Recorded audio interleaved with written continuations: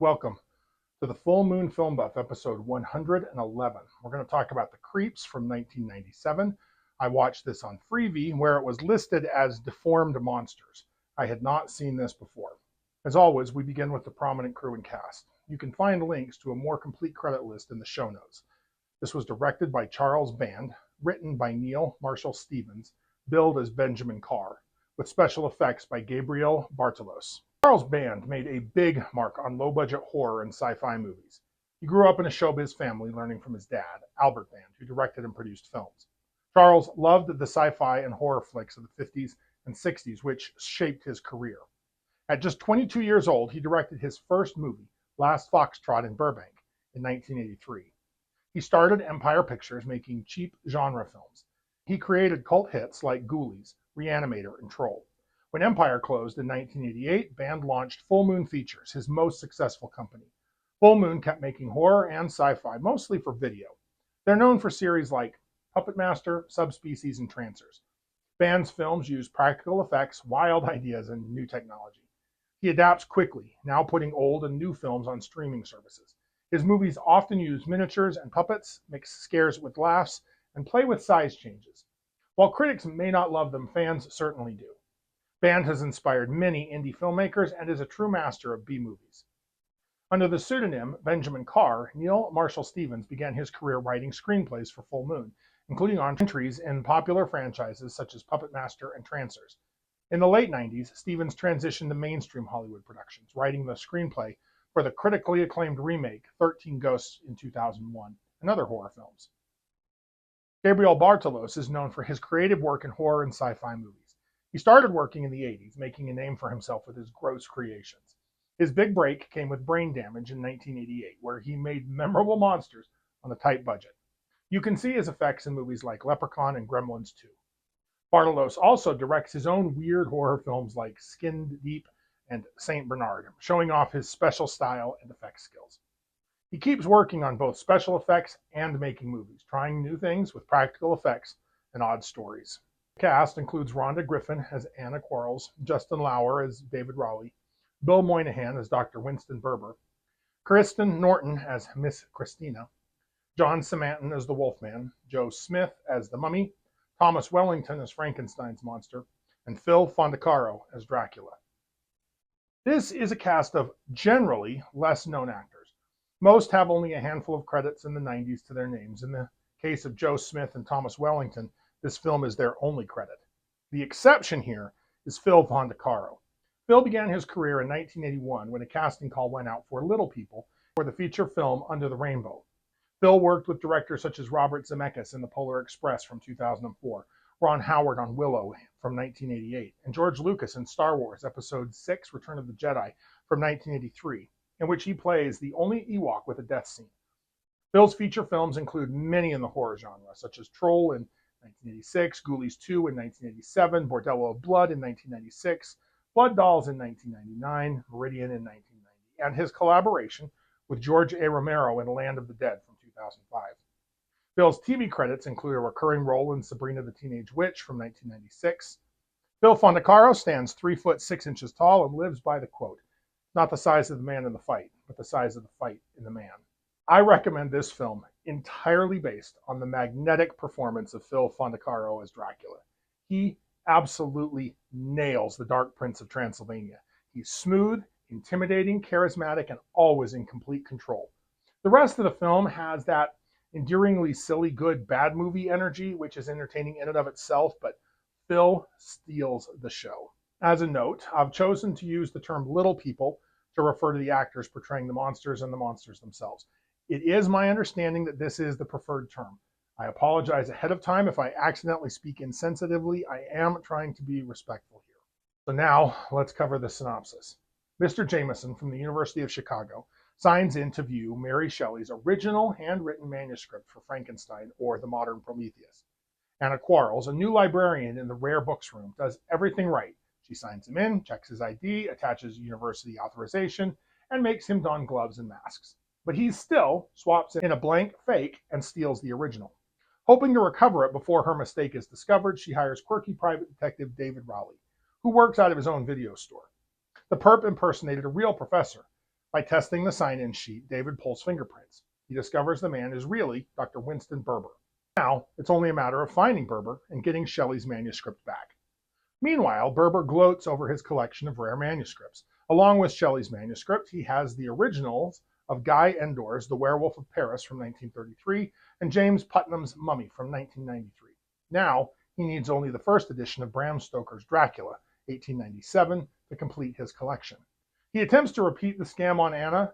She almost catches him before he tasers her and makes off with the book, and kidnaps Anna. Barber needs the manuscripts because even with 4 doctorate degrees in physics, mathematics, folklore, and philosophy, he's a doormat. Consequently, he has created an archetype inducer and plans to manifest the 4 greatest monsters from horror history to serve him and repay every bully who's ever tormented him. When Anna comes to, she finds herself cuffed to a table. Berber thinks that she is just what he needs, a virgin between the ages of 20 and 35, to sacrifice naked to power the archetype inducer. When he learns that she is not, in fact, a virgin, he rebalances his calculations to compensate. Now, David, who got Berber's address off his computer at the video store, suddenly busts in. He knocks Berber out and rescues Anna. He and Anna nab the manuscripts and hightail it out of the lab. Unfortunately, Berber had already turned on the archetype inducer. 4 figures step out of the machine: the Mummy, Frankenstein's monster, the Wolfman, and Dracula. Only they're little people. Dracula is not amused that he was brought back to life at 3 feet tall. Berber assures him that he can fix this if he can get his hands on Anna, now that she's integral to the equation. The monsters agree to retrieve her. Meanwhile, Anna is complaining about the bill that David sent her for his services as a detective. Anna's lesbian supervisor, Miss Christina, sexually harasses Anna. When Anna once again dodges her advances, Christina stays late at the library to make love to the first edition of Jane Eyre in the rare book reading room. She hears noise in the lobby and investigates. The monsters mistake her for Anna and capture her in a net. Berber is not happy because Christina is not Anna, and he needs Anna for the procedure to work. Dracula forces him to try it anyway. Berber switches on the machine. Christina disappears and reappears as a Viking. True to Berber's prediction, the procedure does not work, so Christina is sucked back into the void. The next night, the monsters set out to find Anna again. Dracula attempts to wrest Anna's address from David, who refuses to comply.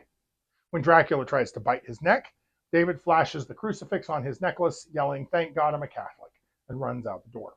The monsters and Berber follow him, correctly assuming that he will lead them to Anna. They end up capturing Anna.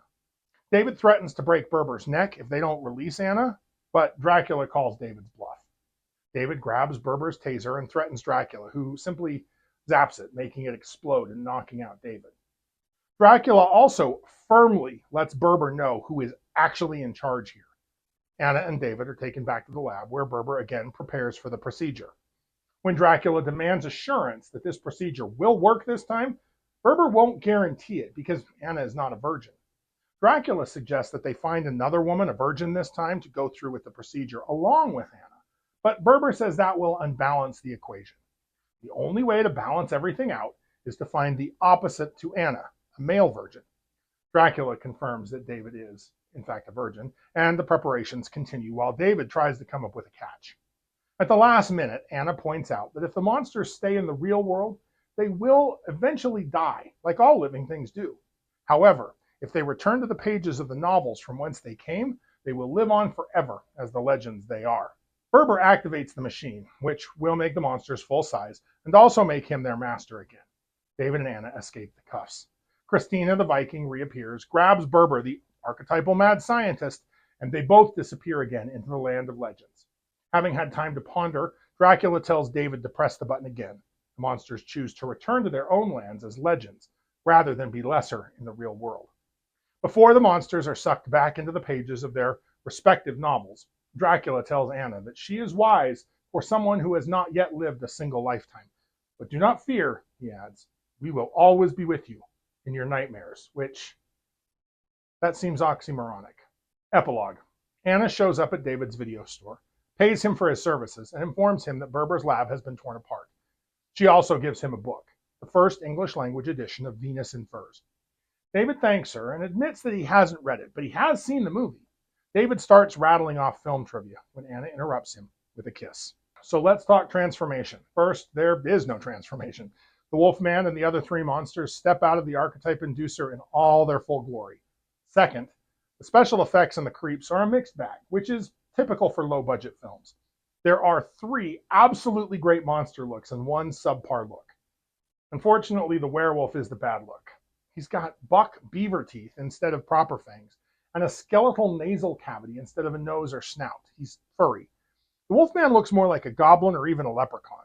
Given that the other monsters stick very close to the traditional universal looks, I suspect that they tested a more traditional look for the werewolf as well, but it didn't work due to the diminutive stature of the performer.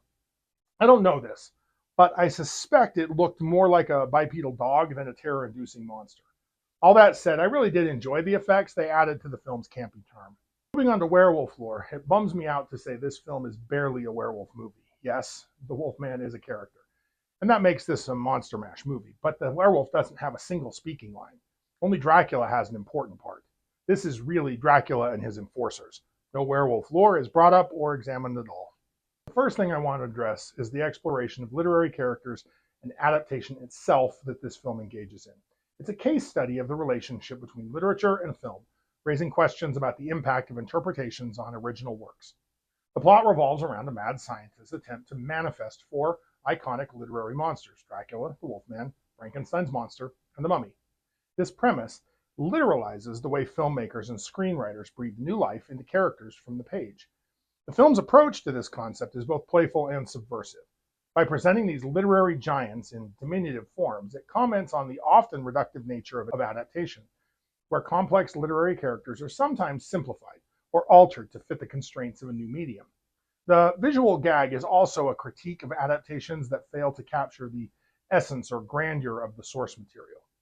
Moreover, the very act of combining these characters from different literary works into a single narrative highlights the interwoven nature of modern storytelling, where characters and narratives from disparate sources are often woven together to create new tapestries of meaning. Creeps inadvertently raises questions about the enduring nature of literary characters. The presence of Dracula, the Wolfman, Frankenstein's monster, and the Mummy underscores their lasting impact on popular culture. These characters transcend their original texts, becoming archetypes that continue to resonate with audiences across generations and across media. The film emphasizes their resilience. Even when portrayed in less than flattering ways, these literary giants retain the spark of their original allure and terror. They possess an essence persisting even through radical reinterpretations. Furthermore, by bringing these characters into a contemporary, well, for 1997, setting, the film comments on their timelessness. These literary creations are not confined to the periods in which they were written, but are recontextualized to reflect and comment on current societal issues and fears. A critical question raised by the Creeps is whether poor adaptations weaken or diminish the original works they're based on. This concern has long plagued authors and literary purists who fear a subpar film or television adaptation might tarnish the reputation of beloved books. Interestingly, the Creeps seems to argue against this fear. By presenting these iconic characters in an overtly comedic and reduced form, the film reinforces their status as cultural touchstones. The audience's ability to recognize and appreciate these characters, even in their altered state, demonstrates the strength and resilience of the original literary creations. Moreover, the film's very existence as a playful homage suggests that less than faithful adaptations actually contribute to the ongoing cultural conversation surrounding these characters. Rather than weakening the originals, such adaptations keep them relevant, inspiring audiences to seek out and revisit the source material. So let's move on to the mad scientist, a figure captivating audiences since Mary Shelley's Frankenstein, and it continues to evolve and fascinate in modern cinema. Let's explore how the Creeps positions Winston Berber as the quintessential mad scientist, examining the defining characteristics of this trope and comparing Berber to other iconic mad scientists in horror films. Before delving into the character, we've got to understand what defines the archetypal mad scientist. This figure typically embodies several key characteristics. First, the mad scientist possesses extraordinary intelligence and knowledge, often far beyond their contemporaries. However, this genius is paired with mental instability or moral ambiguity, driving them to pursue dangerous or unethical experiments. They have an insatiable desire to push the boundaries of science and human understanding. often venturing into areas considered taboo or too risky by the rest of the scientific community.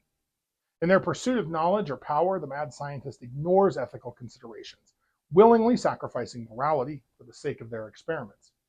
The mad scientist is typically portrayed as socially awkward or removed from society, reinforcing their status as outsiders, working alone or with minimal assistance. Another defining trait of the mad scientist is their overwhelming belief in their own abilities. Pride often leads to their downfall. Finally, perhaps the most iconic aspect of the mad scientist trope is the creation of a monstrous being or phenomena that ultimately escapes their control. In The Creeps, Dr. Winston Berber embodies these archetypal traits, while also offering a contemporary twist on the mad scientist figure. Berber's experiment, bringing literary monsters to life, acknowledges its roots in literature while simultaneously reinventing it for a modern audience. Berber's brilliance is evident in his ability to bridge the gap between fiction and reality. The premise itself speaks to the mad scientist's obsession with forbidden knowledge, as Berber seeks to achieve the impossible. The disregard for ethical boundaries is clear in Berber's willingness to kidnap and harm innocent people to fuel his experiments. His isolation is both literal, he works in a secluded laboratory, and figurative, as his obsession separates him from normal human interaction and empathy. Berber's hubris is perhaps his most defining characteristic. His difficulty in connecting with his fellow man is also the motivation behind Berber's machinations. His belief in his ability to control some of the most iconic and powerful figures in horror literature speaks to an arrogance typifying the mad scientist archetype. It bridges the gap between classic literary mad scientists like Dr. Frankenstein and more modern interpretations. Like many mad scientists, he is driven by a desire for revenge. When comparing Dr. Berber to other iconic mad scientists in horror, several interesting contrasts emerge. The most obvious comparison is Dr. Victor Frankenstein, who seeks to create life from death. Berber takes this a step further, creating life from fiction. Both share a God complex. Another example is Dr. Henry Jekyll.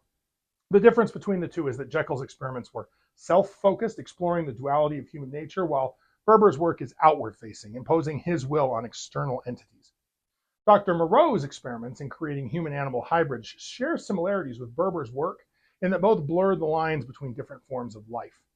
Berber's use of fictional characters adds a literary layer of meta-commentary as opposed to Moreau's animal-related themes. Dr. Seth Brundle's transformation into a human-fly hybrid due to a teleportation experiment gone wrong shares themes of scientific hubris with Berber's work.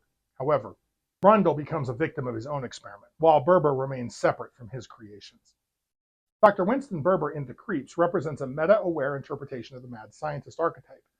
By positioning Berber as a scientist bringing fictional monsters to life, the film creates a character who is simultaneously a classic mad scientist and a commentary on the trope itself. Berber embodies all the classic elements of the mad scientist: brilliance, obsession, ethical disregard, isolation, and hubris, while adding a layer of self-awareness that speaks to the evolving nature of this archetype in modern media. So let's finish this off by talking about dwarfism, size, and power as explored by the film. Like my previous discussion about hunchbacks in House of Dracula, I am not a medical expert. This is the best information I could gather, and I welcome corrections. Dwarfism is a medical condition characterized by short stature, typically defined as an adult height of 4 foot 10 inches or less, with an average height of around 4 feet. It affects all ethnicities and genders, occurring in about 1 in 25,000 births. There are over 200 distinct types of dwarfism, broadly categorized into two main groups: proportionate and disproportionate. In proportionate dwarfism, the body parts are in proportion but are smaller overall. Disproportionate dwarfism, which is more common, I understand, results in some parts of the body being smaller than others. The most common form is achondroplasia, making up about 70% of all cases. It's caused by a genetic mutation affecting bone growth. People with this condition typically have a normal-sized torso with shorter arms and legs, a larger head with prominent forehead, and distinctive facial features. Despite physical differences, individuals with achondroplasia have normal intelligence and lifespan expectancy. Other types of dwarfism include spondyloepiphyseal dysplasia, which affects the spine and long bones, and diastrophic dysplasia, characterized by short stature and joint problems. Each different type of dwarfism comes with its own potential health complications. Diagnosis of dwarfism often occurs before birth through ultrasound or genetic testing, or shortly after birth based on physical characteristics. Treatment varies depending upon the specific type of dwarfism and its associated complications. It may involve growth hormone therapy, surgical intervention to address orthopedic issues, and ongoing medical management of related health conditions. While dwarfism does present challenges in a world designed for average height people, it's important to understand that it's a difference in stature, not a deficiency or a disability. Organizations like Little People of America provide crucial support and work to combat stereotypes. In recent years, there has been growing recognition of dwarfism in media and popular culture, with more accurate and respectful portrayals. This increased visibility has helped to educate the public and reduce some stigma, which brings us to the creeps. The 4 actors portraying the monsters are all little people, and their characters also exhibit dwarfism. By reimagining traditionally terrifying monsters as individuals of short stature, the film creates a fascinating interplay between physical size, perceived threat, and power dynamics. The film's tagline, "They're not small, they're just short," playfully acknowledges this subversion while hinting at the deeper themes the movie explores regarding size and perception. The film's approach raises some complex questions. While it reduces the monster's physical stature, it does not diminish their supernatural abilities or cunning. This is particularly true for Dracula, who retains all his mental powers and charisma. The other 3 monsters face more challenges, as their stories traditionally rely on physical intimidation.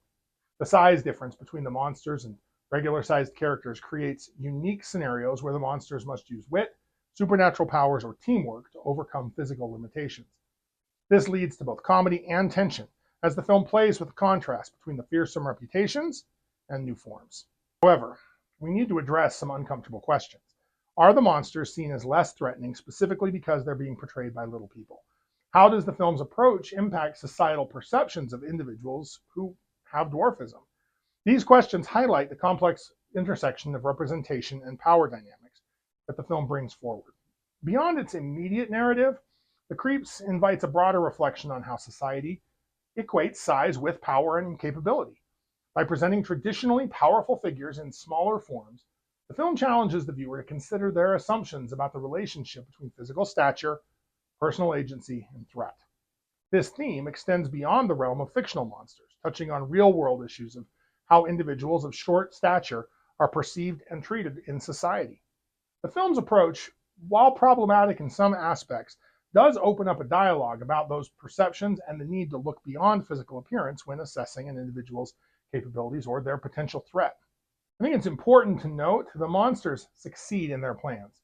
The only reason they don't win, getting restored to their traditional forms and beginning their assault on the real world, remember this is only a fictional story, is that they choose to return to immortality as fictional legends. These questions might be uncomfortable. The film seems to answer that we dismiss little people's capabilities at our own risk. So, if you like lycanthropes, like, share, and subscribe. Contribute your thoughts and additional observations in the comments below. Let me know what I missed or what you noticed. Next, I plan on discussing An American Werewolf in Paris from 1997. Keep your eye on the moon, a silver bullet in the chamber, and we'll see you back next episode.